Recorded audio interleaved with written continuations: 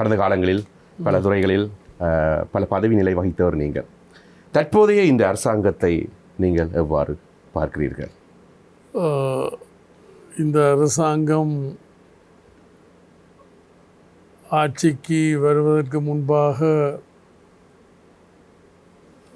கடந்த கால ஆட்சியாளர்களை பற்றி பல வகையான விமர்சனங்களை முன்வைத்து வந்தவர்.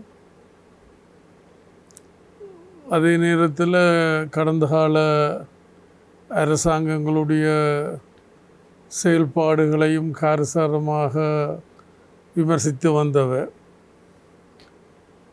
அதை விட இன்னும் பல வாக்குறுதிகளை முன்வைத்து வந்திருக்கிறார்கள். ஆனால் இன்று வரை அந்த வாக்குறுதிகளை அவைகளால் நிறைவேற்ற முடியவில்லை. இருந்தாலும் நாங்கள் அவசரப்பட வேணும் என்றல்ல, அவர்களுக்கு இன்னும் கொஞ்சம் கால அவகாசத்தை கொடுக்க வேண்டும் என்று நான் நினைக்கின்றேன்.